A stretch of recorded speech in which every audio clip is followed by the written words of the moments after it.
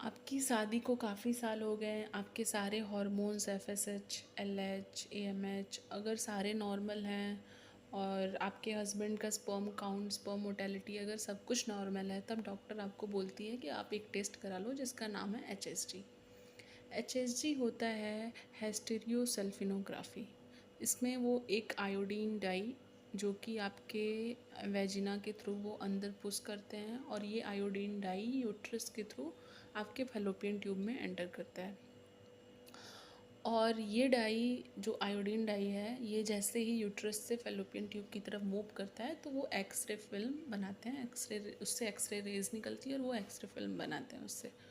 और इस डाई के मूवमेंट से जो एक्सरे फिल्म बनाते हैं उससे पता चलता है कि हाँ आपकी ट्यूब्स ओपन हैं या क्लोज्ड हैं। अगर आपकी ट्यूब में कोई भी इस डाई कोई भी दिक्कत है, जैसे कि आपकी ट्यूब बंद है या एडिशन है, कहीं पे चिपकी हुई है आपकी ट्यूब, या फिर आपकी ट्यूब्स में पानी भरा हुआ है जैसे हाइड्रोसेल्फिनिक्स बोलते हैं, ये सारी चीज़ें जो हैं वो आपके इस एचएसजी टेस्ट से दिख जाती हैं। इसके साथ ही साथ फैलोपियन ट्यूब में जो भी डिफॉर्मिटीज़ हैं उसके साथ ही साथ ये भी चीज़ें दिखती हैं कि आपके यूट्रस का शेप कैसा है, कहीं यूट्रस के शेप में तो कोई प्रॉब्लम नहीं है।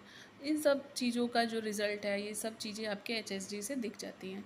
अगर इन केस आपके ट्यूब में कोई ब्लॉकेज दिखता है या कोई एडिशन दिखता है या हाइड्रोसल्फिनिक्स दिखता है तो वो आपको सजेस्ट करें इन विट्रो फर्टिलाइजेशन के लिए, वो सजेस्ट करेंगे। इन विट्रो फर्टिलाइजेशन में वो एम्ब्रियो बाहर लैब में बनाएंगे, उसमें वो आपका ओवा लेंगे और आपके हस्बैंड का स्पर्म लेंगे। मीन्स कि जो काम आपके फैलोपियन ट्यूब में होगी वो उसको बाहर करेंगे, मतलब वो आपके एग को लेंगे, आपके हस्बैंड के स्पर्म को लेंगे और वो बाहर उसको फर्टिलाइज़ कराएंगे और फिर जब एम्ब्रियो बन जाएगा उस एम्ब्रियो को आपके यूट्रस के अंदर वो इम्प्लांट कराने की कोशिश करेंगे।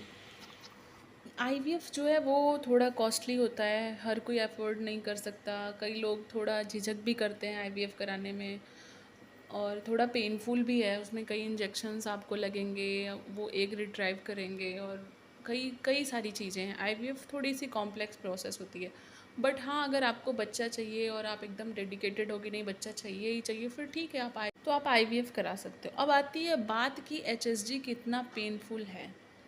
भाई पेनफुल तो उतना नहीं है कि आप इसको बियर ना कर पाओ।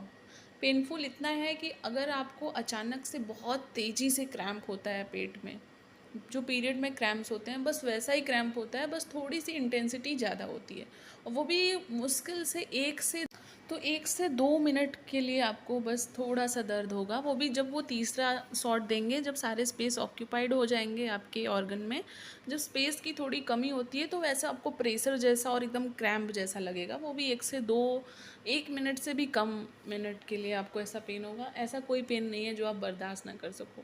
भाई बच्चे करने हैं, आप डेडिकेटेड हो कि नहीं करने हैं बच्चे, तो थोड़े बहुत पेन तो आपको बर्दाश्त करने होंगे। डिलीवरी के टाइम अगर आप नॉर्मल डिलीवरी कराते हो तो उससे कई ज़्यादा दर्द आपको बर्दाश्त करने होंगे। तो भाई अगर आपको प्रेग्नेंट होने की खुशी पानी है तो इतना दर्द तो आपको बर्दाश्त। अब आती है बात एचएसजी के बाद क्या ट्यूब ओपन हो जाता है। एचएसजी तो टेस्ट करते हैं कि आपकी ट्यूब खुली है या बंद है, बट जब वो ये डाई डालते हैं तो उसका ये प्रेशर की वजह से अगर थोड़ी बहुत हल्की फुल्की सी ब्लॉकेज है तो वो ओपन हो सकती है। बहुत कम केसेस में ऐसा देखा गया है कि हाँ ओपन हो जाती है, हल्की फुल्की ब्लॉकेज है तो वो क्लीन।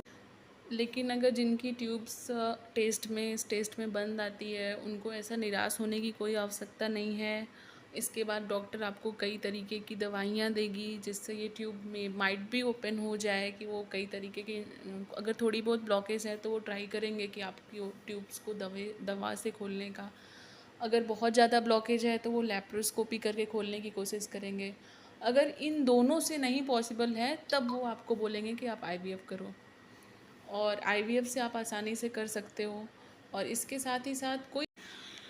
साथ ये कि आप साइड में अपना और जो भी काम है, आप हाउस वाइफ हो तो अपने घर को अच्छे से संभालिए, अपने बच्चों को संभालिए। अगर आप वर्किंग वुमेन हो तो आप वर्किंग हो तो आप अपने काम पे ध्यान दीजिए। आप स्टडी कर रहे हो तो अपने पढ़ाई पे फोकस करिए।